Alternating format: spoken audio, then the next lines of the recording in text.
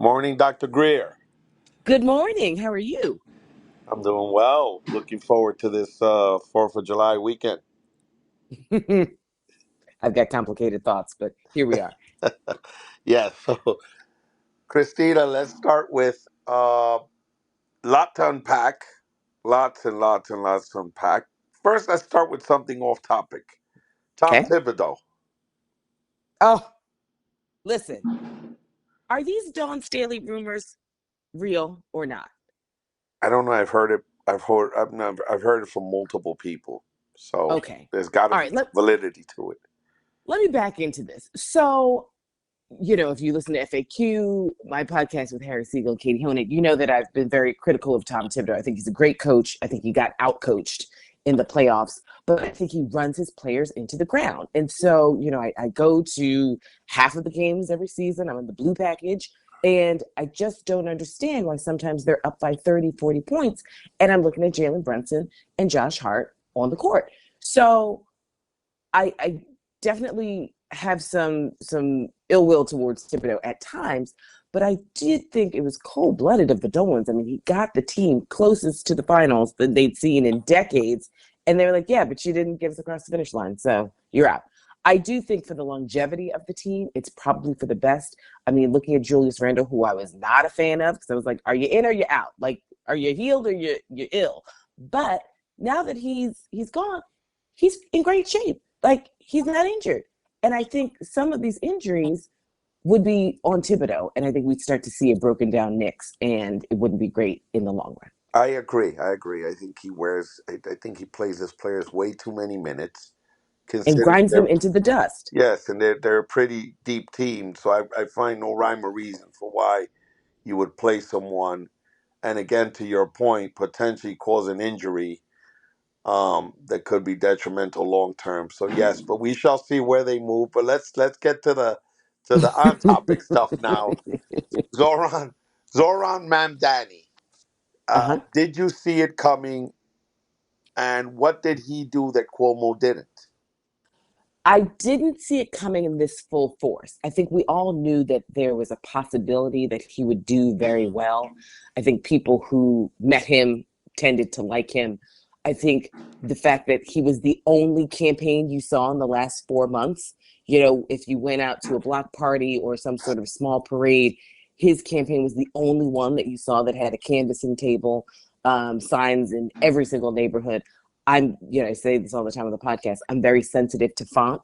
I thought the fact that his font was different from. I mean, I've been teaching a campaigns and elections course for almost 20 years. We've never seen this font in modern elections. There were just a lot of unique things, and for all the smoke that I have towards the DSA, they are a ground game campaign this time around, and they were out there constantly trying to essentially convert people. And so I thought this election would be one of two things. It ended up being the latter. I thought the first one would be there's so much chaos at the top of the government in Washington, D.C., just the ineptitude and corruption and all the uncertainty.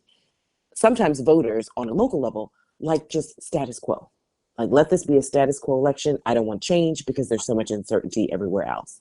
This, at least for now, in the primary, we know primary voters are very different from general election voters. Because of all the chaos at the top and the ineptitude and incompetence, folks are saying, well, you know what? Why not take a chance at local level? So what? He doesn't have any experience. Neither does the president, right? At least he's not saying that he's trying to take things away. He's actually trying to add things. I think where the rubber is going to hit the road is that when Obama, and I think Zoran's Obama level campaigner and, communicator and connection builder, all the things. The difference is Obama wasn't progressive. Obama's skin color made people assume that he was progressive, but none of the policies that he was espousing or proposing were progressive. Zoran is actually proposing wealth redistribution, which makes the Democratic elite class bristle, and quite honestly, it frightens them quite a bit. There's some who are just like, let's get on board right now because this train is clearly moving out of the station.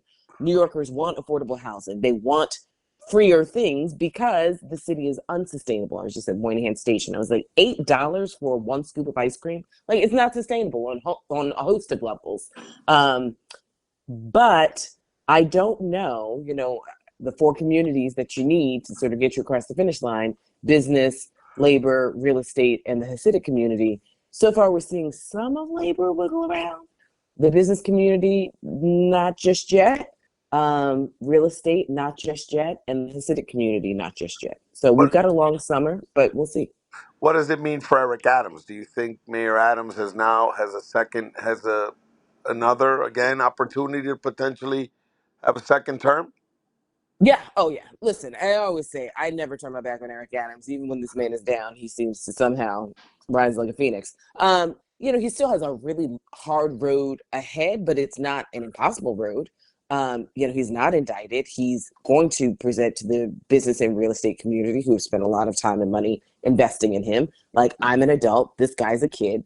I think Zoran's trying to align himself with Brad Lander to say, listen, I may be a kid, but Brad Lander was the controller, and a lot of you liked his ideas, and he understands money, and he can essentially serve as my Joe Biden to an administration. But, Eric Adams is going to go into, Black and Latino communities, many of whom did not vote for Zoran. Why? Why would they, right? They didn't know this kid. But Zoran's a fantastic campaigner, and if he spends the time going to those communities articulating his vision, he definitely has a shot. I think the bigger thing we'll see is, we thought the 8.3 million from Bloomberg was a lot of money. We ain't seen nothing yet. I think what's going to be more effective isn't necessarily an Eric Adams message. It will be the millions upon millions of dollars spent on misinformation and disinformation, in particular high turnout communities of color, which has been effective on a presidential level, and I think it could be even more effective on a local level. Sort of getting false messaging out there about a relatively unknown, untested young candidate, and tapping into some of people's fears and either suppressing turnout and getting people to just not bother to show up, or to think of Eric Adams as the best alternative. Andrew Cuomo now. What about Listen, him? I said this man should have just ridden off into the sunset a long time ago. You came into the race late. You haven't lived in New York City in almost 4 decades. You've been raised in captivity in Albany. You're a bully. Everyone knows it. The texts I was getting election night from former employees of his were just essentially ding dong, the witch is dead. I didn't understand what his ground game would be, right? I said he did the less is more tour. You didn't go on any shows. You didn't participate in any forums. He did two editorial boards and two of the debates. That's it. Nothing else, right? Because, that old Mark Twain quote, it's like, when you open up your mouth and it's like you can confirm that you're a fool as opposed to just people assuming it. Every time he opened up his mouth, he had, foot and mouth disease, but he also showed that he didn't fully understand New York City. I think he understands Albany, but Albany ain't the city. And so for someone who hasn't lived here in several decades and doesn't understand the minutia, you haven't even been to a mosque, you don't ride the subway, you obviously don't live in affordable housing, or, you haven't even been in the rental market for however long. I think that there were just so many ways that it seemed like Andrew Cuomo for a business class would be a great fit, just to plop him down. But honestly, it made more sense for, them to choose a different horse. I mean, that would literally be like me plopping down in Chicago. It's just like, yeah, I lived here in high school. And here I am, like, you all should just go with me because you know me. And obviously for Black and Latino, older Black and Latino voters, that is a strategy because they assume that he's going to win and he's a known quantity. But obviously with a great ground game campaign from the Mamdani campaign, Cuomo he underestimated, A, just how much people dislike him, and B, how much of a great campaigning apparatus the Mamdani campaign put together. But what does him sticking around mean for the outcome? What does that mean for the math and right in the analysis right now? Right, who does he help? Who does he Right, hurt?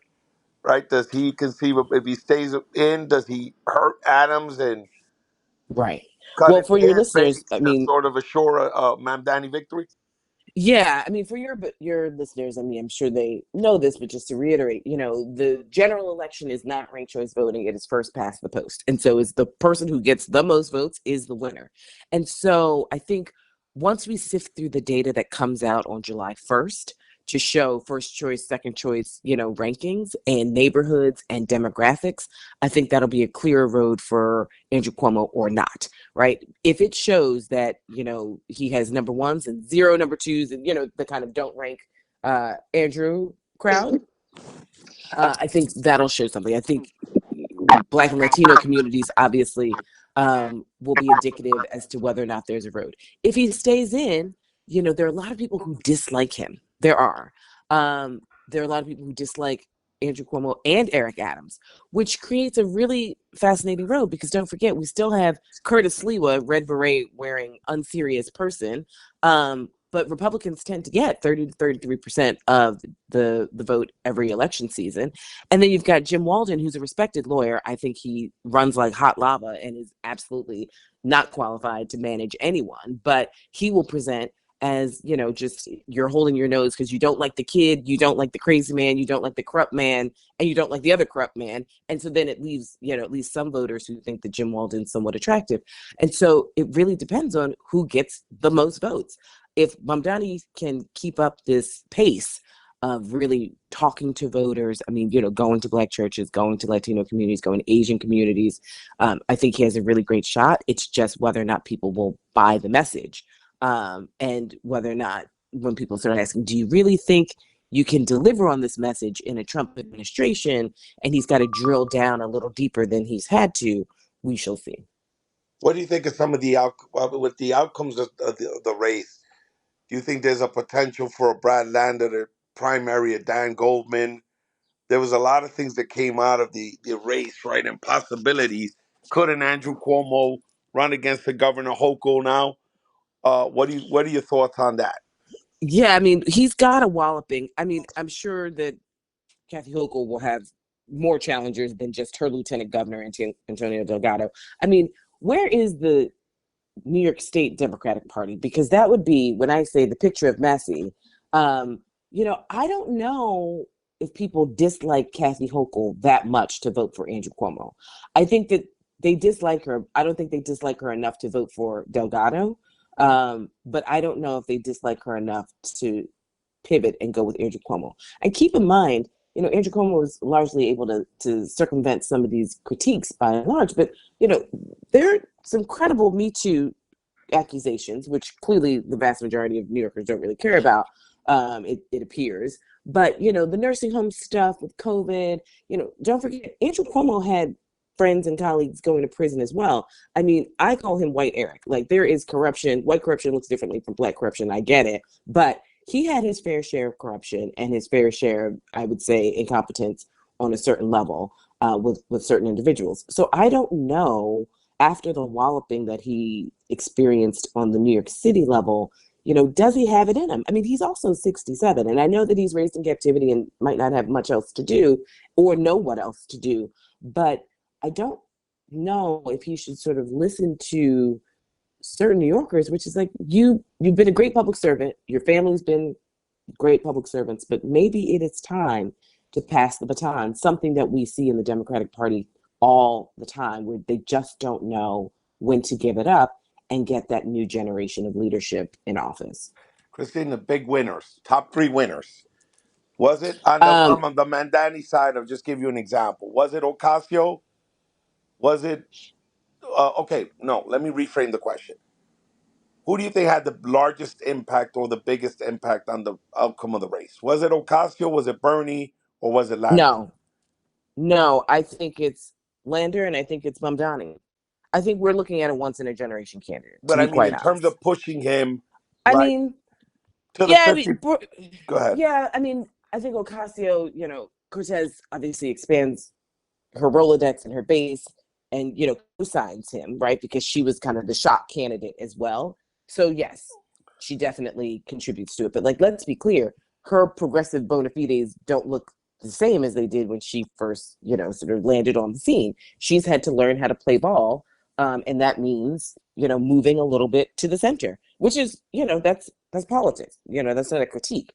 I think though, her saying that he is my baton passing definitely helped.